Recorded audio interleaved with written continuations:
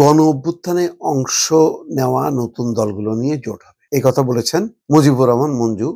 তিনি ঝিনাইদহের দলের এক সভায় এই কথা বলেছেন। এই আলোচনাটা কিন্তু নতুন না, তবে হয়তো অনেকখানি এটি এগিয়েছে এই জোট গঠনের ব্যাপারটা, এবং সেখানে এনসিপির নেতৃত্ব দেওয়ার কথা। তারপরে গণ অধিকার পরিষদ, নুরুল হক নূরের সেই দল, দুইটি দল তো একীভূত হওয়ার কথা ছিল। এখন সম্ভবত তারা আলাদা আলাদা অবস্থান থেকে একটা জোটে আসবে।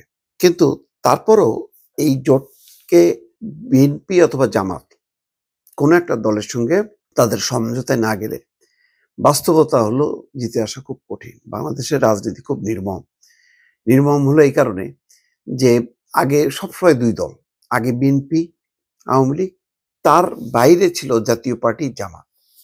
এখন আওয়ামী লীগ নেই, কিন্তু জাতীয় পার্টি কিন্তু আছে। আমি বলেছি যে জাতীয় পার্টি কিন্তু একটা নতুন শক্তি হয়ে দাঁড়াচ্ছে, বিশেষ করে রংপুর অঞ্চলে। সেখানে আওয়ামী লীগের সমর্থনে তারা যথেষ্ট সোচ্চার হবে এবং শক্তিশালী হচ্ছে। এবং ইতিমধ্যে আওয়ামী লীগ যদি নির্বাচন আসতে পারত, এখানে প্রেস সচিব শফিকুল আলম বলেছেন যে আওয়ামী লীগের নির্বাচন আসার সম্ভাবনা নেই। যদি আসতো তাহলে কিন্তু বিএনপিকে মোকাবেলা করতে হতো আওয়ামী লীগকে, এবং সেটা বিএনপিকে যথেষ্ট বেগ বহাইতে হইতো। মানে আওয়ামী লীগ ক্ষমতায় আসতে পারতো কিনা আমি সেটা এখনই বলতে পারছি না, কারণ এটা অনুমান করা যায় না। কিন্তু ধীরে ধীরে দেখা যায় যে আওয়ামী লীগের জনপ্রিয়তাটা কিন্তু বাড়ছে। আমি নিজেই দেখি যে আওয়ামী লীগ বিষয়ক কোনো ভিডিও করলে বিপুল ভিউ হয়। বোঝা যায় যে আগে শেখ হাসিনা আওয়ামী লীগের কথা বলে এই ভিডিওটা একেবারে অনর্থক, কোনো ভিউ হইতো না। এখন দেখি যে আওয়ামী লীগ শেখ হাসিনা এই সংক্রান্ত যদি কোনো ভিডিও করি এবং সেখানে যদি কোনো একটু পজিটিভ কোনো উপাদান তারা খুঁজে পায়, বিপুল সংখ্যায় দেখে, তার মানে আওয়ামী লীগ একটা বড় দল, তার বিশাল সমর্থন, এটা অস্বীকার করা যাবে না। যাক, সেটা আরেক আলোচনা। এখন আসি এই যে এবি পার্টি, তারপরে এনসিপি, গণ অধিকার পরিষদ সহ আরো কয়েকটা দল মিলে একটা তারা জোট করছে। কিন্তু আবার বলছি যে গণ অভ্যুত্থানের সময় তরুণ নেতাদেরকে ঘিরে যে পরিমাণ উদ্দীপনা ছিল মানুষের মধ্যে, নতুন একটা শক্তি তারা দেখতে পাচ্ছিল, দল করার পর থেকে সেইটা শক্তিহীন হয়ে গেছে। আর এখন তো নানা রকম বিতর্ক, তৃণমূল পর্যায়ে এনসিপির অনেকেই বিভিন্ন দলে চলে যাচ্ছে, বিএনপিতে যাচ্ছে, জামাতে যাচ্ছে, কেন্দ্রীয় পর্যায়ে নাসিরুদ্দিন পাটোয়ারি পদত্যাগ করেছেন এমন গুঞ্জন আছে, যদিও দল থেকে সেটা প্রতিবাদ করা হয়েছে। এনসিপিও ভালো পজিশনে নেই, বিশেষ করে জুলাই সনদে স্বাক্ষর না করার কারণে একটা কোণঠাসা অবস্থার মধ্যে আছে। সেই অবস্থায় জামাতের সাথে বিরোধ, বিএনপির সাথে বিরোধ।